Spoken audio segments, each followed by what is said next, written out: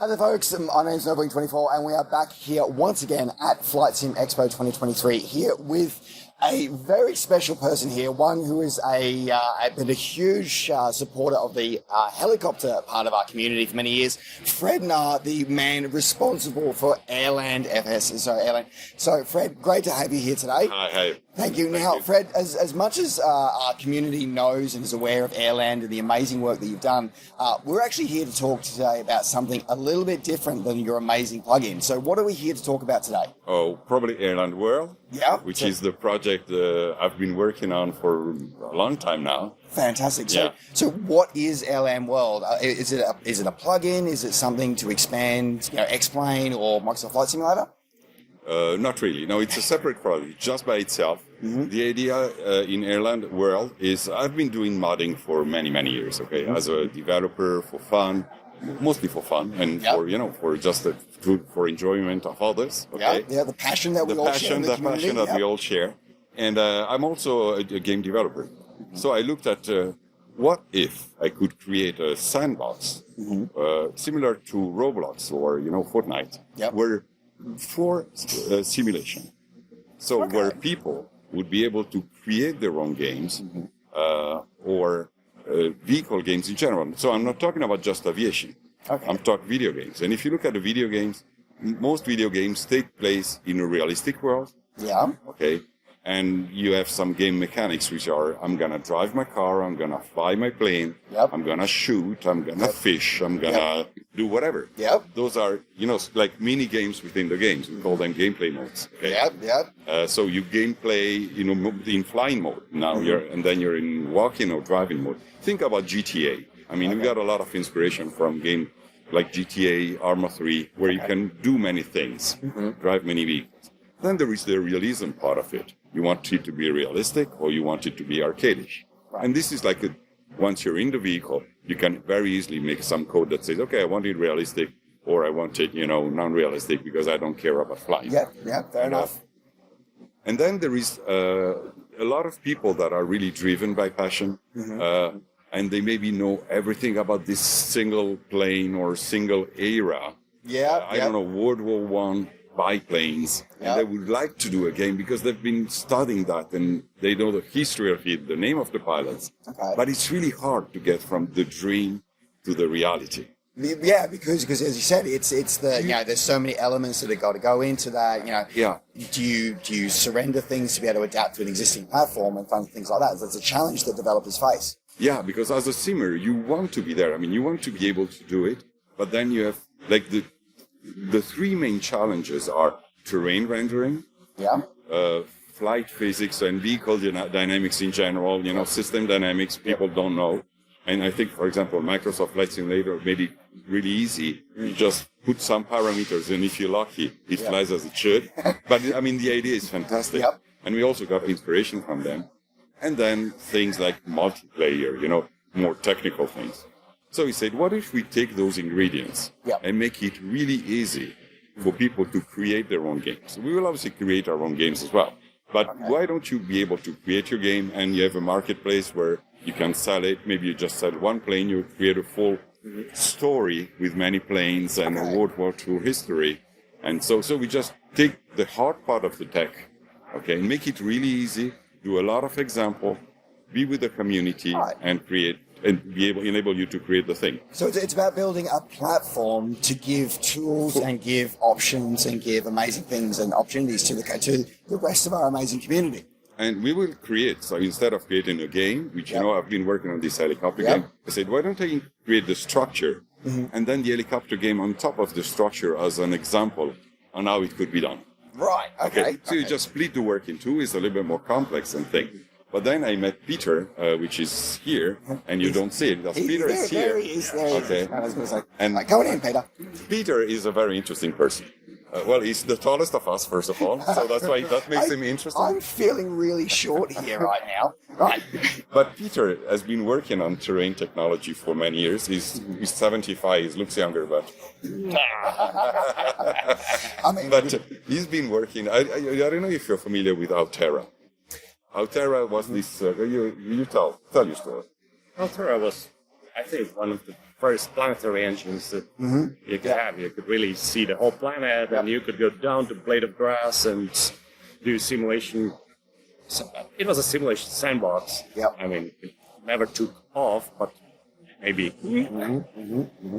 And yeah, then we decided that it would be nice. You were working in Altera. Him and Latzo, which was one of the co-founders. Yeah, but it would be actually nice to not use proprietary engine, but use something standard like Unreal Engine, and take the hard part of rendering. So that's probably one of the questions that often I've heard it many times, particularly with Lockheed Martin's presentation this weekend. So this is based on Unreal Engine. Yeah. Okay. So you're using that as your rendering engine, but you're building up a new platform of a world simulation. A custom Unreal Engine is the sources are open source, is available. Yep. So it's a modified version of Unreal Engine, heavily modified version of Unreal Engine. But the rendering, and you'll see that in a second. So well, that's probably a great thing, because one of the big things in our community, we have obviously the big players at the moment, which is Microsoft, Lockheed Martin, and X-Plane, which have the whole world, and you've got DCS and Aerofly, which sort of do small parts of the world. So where does Airland sit in that? Is it just small regions of the Earth, or is it a full world simulation? We're going to show that to you. Yeah, Do you see this? So this is probably some part in Switzerland. Okay. Where Peter is showing. I mean, we're using the editor, and then we're going to showcase a small demo that we did just for the show. Fantastic. To show people and have fun. So, and you say, okay, how big is our world? Okay. Now, Peter, would you zoom back? Zoom out, zoom out, zoom out, zoom out, zoom out, zoom out, zoom out, zoom out. Okay. And we can go basically the entire planet. So you can create your game, but not a flight simulation game only. Maybe you want to do a rally game, driving game. You're going to drive with your girlfriend in Tuscany hills. Yeah. And you do a game about that. So here you see parts of Europe, and I think it is, yeah. And you can go anywhere. Just pick a place, I don't know, wherever you want. And basically, it's all procedure. It's based on real Earth data, like road data, like similar to what Microsoft does or X-Plane does. But then it gets procedurally generated. So the tiles are really small because it actually generated on your computer. And now, obviously, it's really flying fast, so it takes a little bit to render. And obviously, this. And then you can go all down to the. Okay, no, not even. Okay, we're going to show you the demo now. Yeah. So this is to show you the thing. Now we're going to show you. We did for the show this demo, which is a Superman demo, because we're looking at something that you could really experience walking in the forest, walking in the city, and flying in the sky. So we said, why not Superman? Superhero. There's not really Superman. Yeah. And so we're going to show that now, and. So now you're Superman, you have some portals you can go through, and you can fly anywhere in the world. Okay. So you have the superhero mode here. You have this superhero, and you can see you can walk. If you walk can you walk to the helicopter, guys? Okay. I'm just going to say, as an Australian, I'm very impressed. I'm very happy with the livery of the rescue helicopter that you've got. Yeah. You've got the Australian helicopter in there. I'm just going to say that. I'm a big fan of the Code One series. You watch that, and that's and I really like the whole stories, and I really wanted to make a game about it. So this is the helicopter game that will come in the future. We're on top of the sandbox, but then we have a very good rendering quality. Could you go to the parking lot? We just fly over to the parking lot. Yeah. Just a slow fly to the parking lot because it's very nice.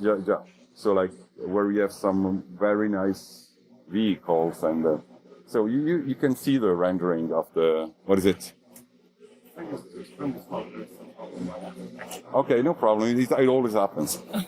I mean, it wouldn't be a live demo if there wasn't a tech problem. Okay, and from there, but you can fly now just fly wherever you want, maybe through the clouds. Okay, and now as a Superman, I'm going to go in the clouds. You can fly into the cloud. Obviously, those clouds we're going to improve. And here you can actually see this as Nelson, New Zealand. Right. Okay. So and you can fly. I mean, and obviously we are improved the buildings.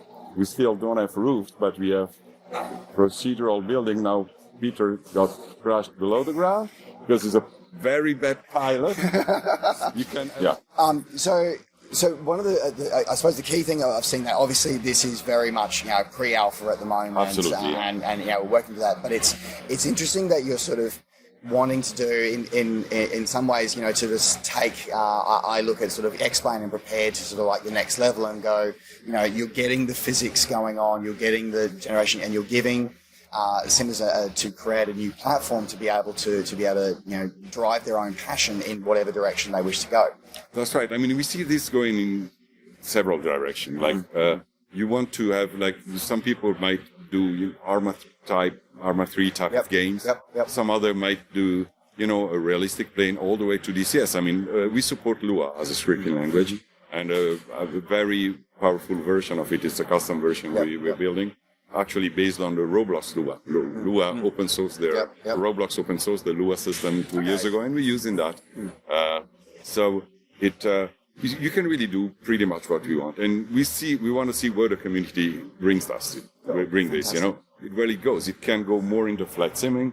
I know, some products like Microsoft Flight Simulator are incredible today. Yes. Yeah. Come on. And we will never compete with them. And we don't want to compete with them at all. And actually, maybe GTA. Yeah, GTA, we would compete with GTA. But I really want to pick on that, actually, because that's something that I know, some people are saying, oh, well, if Microsoft already do this, or if X-Plane already does that, why would I want to look at this? And I think that what you just say, do you see this as sitting, it's not there to replace it, it's there to, sit alongside it. In the same way that, that I myself, I have Microsoft Flight Simulator, I have X-Plane, and I have Prepared, and I use all three of them for different reasons. Do you sort of see this sitting in its own, it's not there to replace anything, it's there to... It's a place to create your own world. Okay? Yep. So imagine that. Down the line, as you said, we're in pre-alpha, we plan on releasing the first version in 2024. So we are not that far away from release. Imagine this, maybe in 3 years ahead, you'll be creating your small town, which you call, Chopper Town. And it's just for helicopter guys, where you have your house, your small airport, and you drive to the airport, and you do your own mission, and you make the money, and with the money, you, improve your house, and, you can do whatever you want. Oh, the idea, fantastic. It's not just a simulation game. You can simulate life in a way. Yeah. You can do whatever you want. You will just put the pieces together. You'll be able to, customize your person, your avatar, as many games do, and all these type of things. So it's more than a flight simulator. It's probably more gaming. But how gamey it is, you really decide it. If somebody does a super realistic plane, like to level PMDG, why not? And we just provide the sandbox. And exactly, and something that I always like to point out with when discussing all of our simulators that we love is that they can be as simulation or as game-like as we want them to be. Yeah.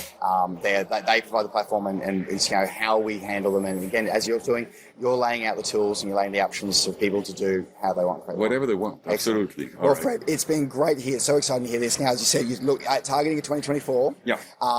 Will there be some more? We'll be seeing some more news starting to come out from you. And where can people go to learn more about Airland? Well, we have our airland.world's website, which is since we are really busy developers, we haven't updated it all much, but we should. And but we're gonna have videos in the coming month, probably around the end of August, September, because where you can see much more of.